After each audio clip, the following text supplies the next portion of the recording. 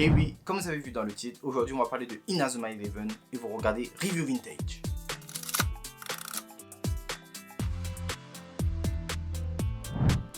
La licence. Alors, pour commencer, Inazuma Eleven voit le jour en 2008 et il a la particularité que de base c'est un jeu vidéo créé par le studio que tous les fans connaissent, Level 5. Alors le jeu est créé par Akiro Ino sur DS à l'époque, puis en 2009 on aura Inazuma Eleven 2 Tempête de feu ou Tempête de glace, et en 2010 on aura Foudre céleste, Feu explosif et les Zog Attack.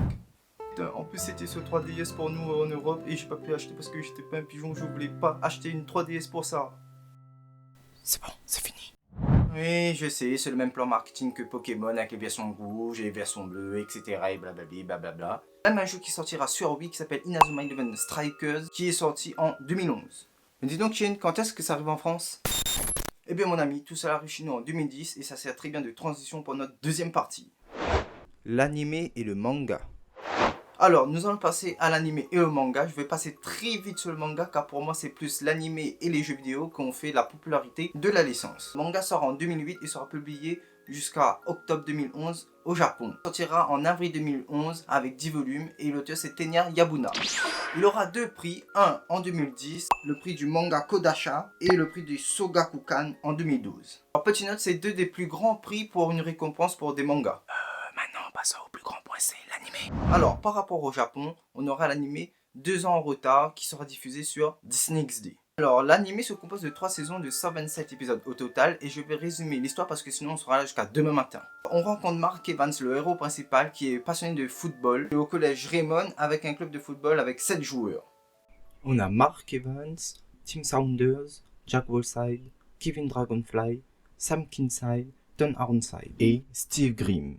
Ils apprennent qu'ils doivent jouer contre la Royal Academy dirigée par le méchant Ray Dark et qu'ils doivent trouver encore 4 joueurs pour gagner le match, sinon le club sera dissous. Donc il va trouver les joueurs qui sont... Il va recruter Nathan Swift du club d'athlétisme, Jim Wave, Maxwell Carson et Willie Glass qui l'acceptent à une seule condition de porter le maillot numéro 10. Et entre temps, pendant son entraînement du soir, il va rencontrer l'un des personnages principaux qui est Axel Blaze et qui demande de rejoindre son équipe.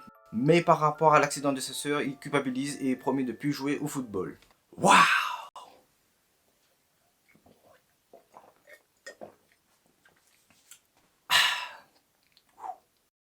C'est bon? Vous suivez encore? Alors on reprend.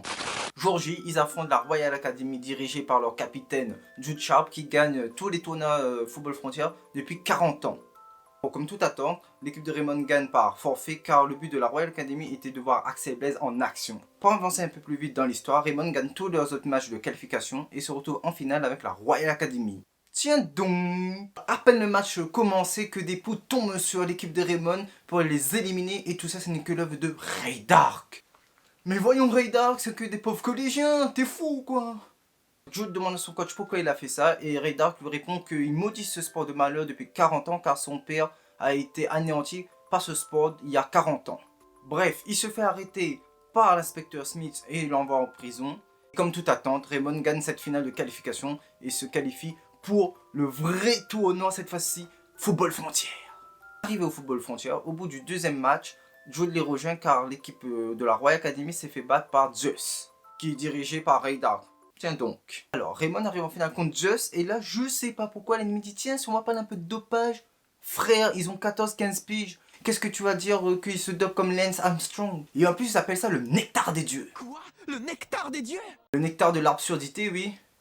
Bon, Zeus domine les Raymond pendant que Mark essaye de faire sa nouvelle super technique, la main magique. Plus tard, il réussit et il gagne. Ray Dark est reparti en prison. Fin de la saison, hein. Mais dis donc, il aime aller en prison ce mec, hein. Bon, pour la saison 2, je vais faire simple. Football et Alien. Vous mélangez ça. Et vous avez la saison 2.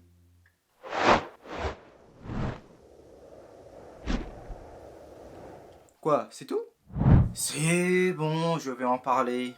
Bon, la saison 2 commence direct après le tournoi Football Frontier où les Raymond rentrent chez eux et là ils voient quelque chose de bizarre. Une explosion qui détruit le collège Raymond. C'est des extraterrestres. T'es sûr que c'est vraiment des vrais extraterrestres? Attends, je vais expliquer, tu verras.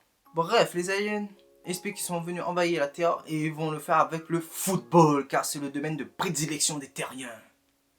Et attention pour leur nom, vous êtes pas prêts. Convient de l'Académie Allius.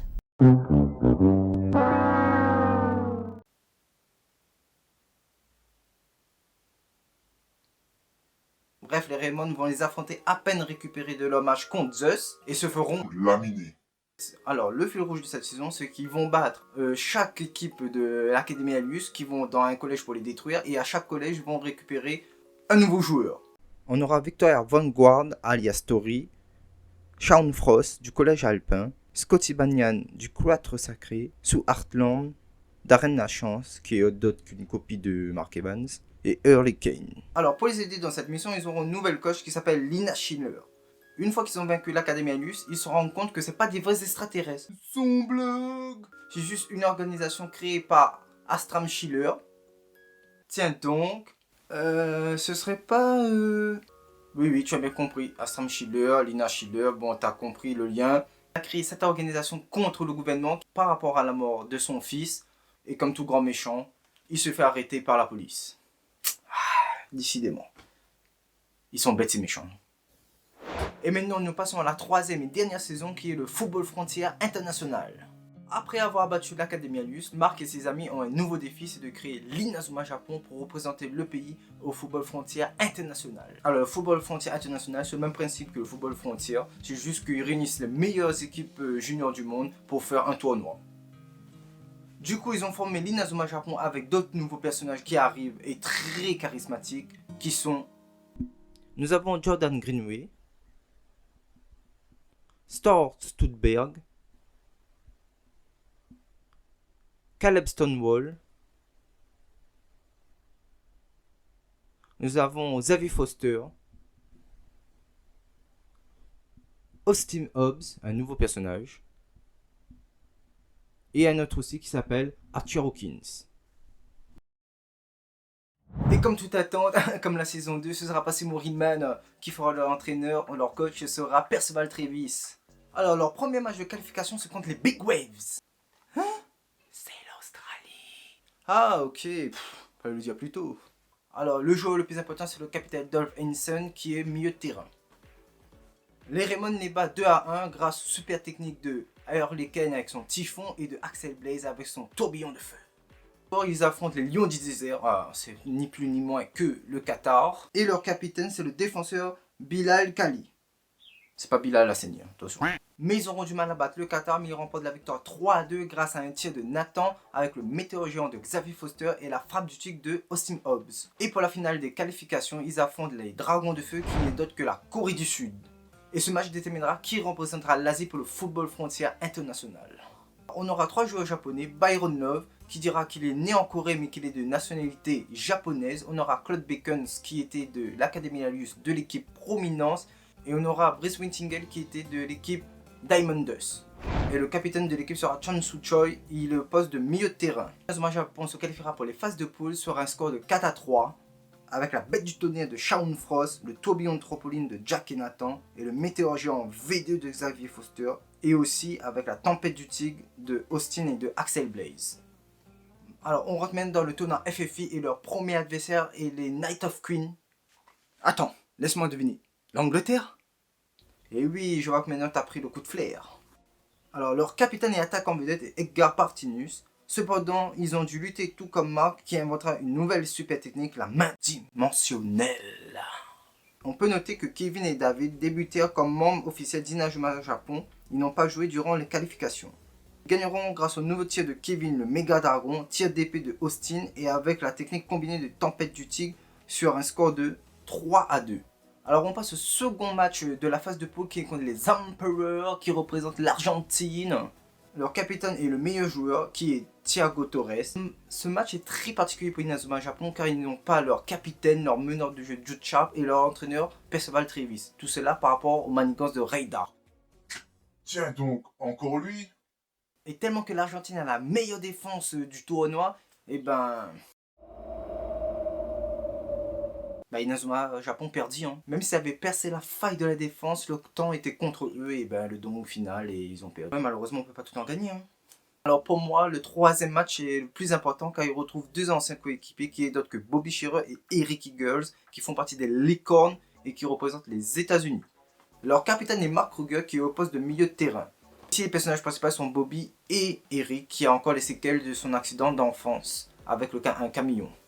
En apprenant la vérité, Mark n'a pas voulu salir le dernier match d'Eric et ne s'est pas retenu même si son ami avait des graves blessures. Malgré les efforts, il perdit contre Inazuma Japon et Eric n'a pas pu finir le match par rapport à ses séquelles de son accident. Du coup, Inazuma Japon remporte sur un score de 4-3 avec l'ouragan de Shawn et Nathan, le feu tout-puissant de Axel, Austin et Xavier, le rouleau de Hurricane et la tempête de feu d'Axel Blaze. Et enfin, on arrive aux trois derniers matchs. En quart de finale, ils affrontent les Orphées qui est d'autre que l'Italie. Mené par Paolo Bianchi et leur entraîneur est Mr. D qui n'est d'autre que Ray Dark. Oui, je sais, encore Ray Dark. Après son petit séjour en prison, il décide d'aller en Italie et de former et d'entraîner une nouvelle équipe pour l'Italie qui s'appellera l'équipe D et qui devrait remplacer l'équipe d'Orphée en actuelle. Donc Mark propose un défi qui décidera du sort de l'équipe représentante de l'Italie. L'équipe d'Orphée qui remporte la victoire grâce à l'aide de Mark Evans, Jude Sharp, David Sanford et Caleb Stonewall. Ils n'étaient pas présents au match contre l'Argentine car ils étaient en train d'aider Paolo Bianchi avec l'équipe de l'Italie. Sur le match contre l'Italie, ils font égalité et c'est Inazuma Japon qui remporte parce qu'au niveau des points au tableau des scores, Inazuma est plus fort que l'Italie. Bon, arrive la demi-finale, le Japon affronte les rois du football qui n'est d'autre que le Brésil. On apprendra que leur entraîneur est Zolan Rice, c'est lui qui a créé le tournoi FFI. On apprendra que le tournoi FFI est juste une couverture pour Zolan Rice pour déclencher une guerre contre les autres pays pour le pétrole. Enfin, le prix du pétrole quoi, pour découvrir pour ceux qui n'ont pas vu Inazuma Eleven, enfin la série originale, hein, parce que c'est trop long à expliquer, voilà. Et le capitaine s'appelle Mark Robingo, il est au poste d'attaquant. Mark Robingo, Ronaldinho... On a compris quoi. Hein. Malgré tout ce remue-ménage, Inazuma Japon gagne sur le score de 3-2. On arrive à la finale. Inazuma Japon contre les Little Gigantes. Je sais pas, d'après le wiki Inazuma Eleven, ce serait un pays inconnu de l'Afrique. On a Hector, plus son nom de famille, qui est le capitaine de l'équipe et qui est aussi gardien comme Mark. Et lui aussi il maîtrise une main céleste, mais je sais plus comment ça s'appelle, je mettrai là le nom.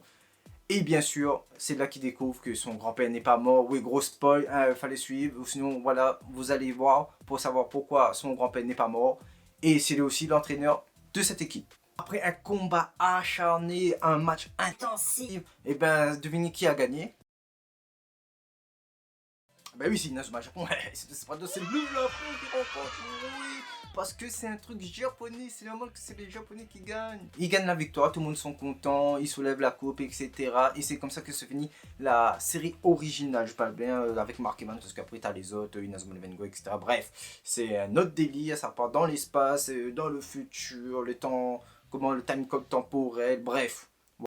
Pour conclure, Inazuma Eleven c'est une bonne licence, un genre de mélange de Captain Tsubasa avec des super pouvoirs, avec des personnages attachants, charismatique, avec une histoire très atypique parce que je trouve après quand il s'éloigne avec Inazuma Eleven Go, Go Galaxy, Chronostone, c'est plus le même truc, ça fait trop what the fuck quoi, comme j'ai dit tout à l'heure et pour moi c'est pour ça que je suis et resterai fan de la série originale. Bref, merci d'avoir regardé cette vidéo, c'était très dur pour moi, j'ai dû recommencer beaucoup de prises.